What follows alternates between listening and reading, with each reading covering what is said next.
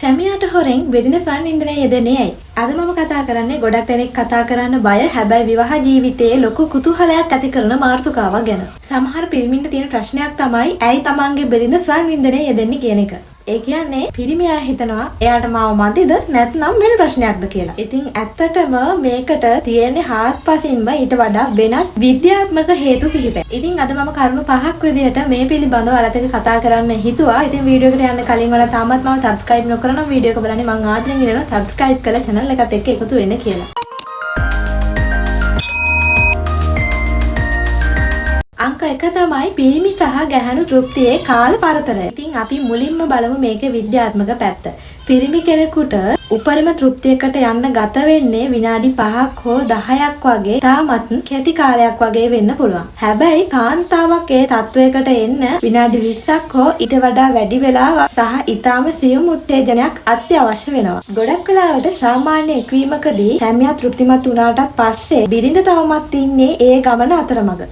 ඉතින් ඇයට තෘප්තියක් ලැබෙන්නේ නැහැ. ඉතින් ඇයගේ සිරුරේ ඉතිරි වෙච්ච පිළිම සහ ආතතිය නිදහස් කරගන්න අනිවම උත්සාහ කරනවා. මේකෙදි අය කරන්නේ තමන්ගේ සිරුරට සාධාරණයක් ඉටු කරගන්න එක විතරයි. කාන්තාවකගේ සිරුරේ හෝමෝන කියන්නේ හරියට මුදුරල වගේ. මාසයේ ඇතම් දිනවලදී විශේෂයෙන්ම ඩිම්බ මෝචනය වන කාලයේදී ඇයගේ ලිංගික ආශාව උපරිම වැඩි වෙනවා. ඉතින් ඒ වෙලාව සැමියා රාජකාරී වැඩක් හෝ නිවසේ නැති වෙලාවක් වෙන්න පුළුවන්. ඉතින් ඒ වගේ වෙලාවක කාන්තාවකගේ සිරුරේ මේ ඇතිවෙන දැඩි අවශ්‍යතාවය පාලනය කරගන්න අය සංවින්දනය තෝරගන්නවා. මේක ඇගේ සෞඛ්‍යයටත් මානසික සමබරතාවයටත් හරිම වැදගත් දෙයක්.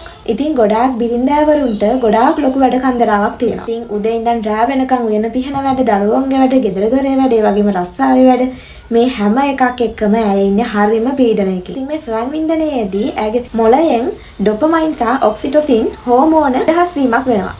මේවා හරියට ස්වභාවික වේදනානාශක වගේ. ඇයට දැනෙන තෙහෙට්ටුව නැති වෙලා හිතට ලොකු සැහැල්ලුවක් දැනෙන නිසා ඇය මේ දේ රහසෙන් කරන්න පුළුවන්. ඉතින් ඇයි කාන්තාව මේක හොරෙන් කරන්නේ? ඒකට හේතුව තමයි අපේ සමාජයේ තියෙන ලැජ්ජාව. මම මෙහෙම දෙයක් කරනවා කියලා සැමියාට කිව්වොත් ඔහු තමන් ගැන වැරදිවට හිතයි කියලා ගොඩාක් බිරින්දෑවරුන් හරිම බයයි. ඒ වගේම තමන් කැමති ස්පර්ශයන් ගැන සැමියාට කියන්නත් ඇය හරිම ලැජ්ජා වෙනවා. ඒ නිසා තමන් කැමති දේ තනියමත් හදා බලන්න ගොඩාක් කාන්තාව පුරුදු වෙලා ඉන්නවා. සමහර වෙලාවට කාන්තාවන් කැමති කිසිම කෙනෙක්ට වග නොකියන තමන්ට ආවේනික වුණු පෞද්ගලික ලෝකයක සතුට විඳින්න. මේක සැමියාගෙන් ඈත්වීමක් නෙමෙයි. තමන්ගේ සිරුර තමන්ට අවශ්‍ය විදිහට දැනීම කිරීමට ඇති නිදහස විඳීමක් විතරයි. දැන් අපි බලමු මේ තත්ත්වය ඔයාලගේ විවාහ ජීවිතය සාර්ථක කරගන්න යොදාගන්නේ කොහොමද කියලා. ඉතින් ඔබේ බිරිඳ මෙහෙම කරනවා කියලා ඔයා දැනගත්තොත් ඔයා සැමියා විදිහට කවදාවත් ඇයට දොස් කියන්න යන්න එපා. ඒ වෙනුවට ඔබ තේරුම් ගන්න ඇයට තවමත් ඔබෙන් ලැබිය යුතු යම් තෘප්තියක් අඩුයි කියලා. ඔයාලට පුළුවන් ඇයව තවත්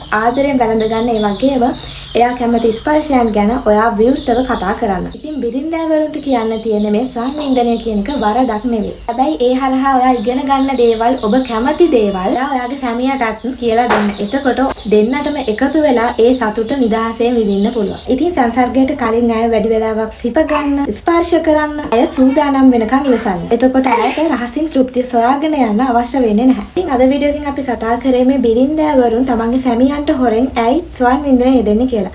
ඉතින් මං හිතනවා අද වීඩියෝ එක වැදගත් වෙන්නේ නැති කියලා. වීඩියෝ එක වැදගත් වුණා නම් අනිවාර්යයෙන්ම වීඩියෝ එක ලයික් කරන්නත් අමතක කරන්න එපා. එහෙනම් හැමෝටම සුබ දවසක්.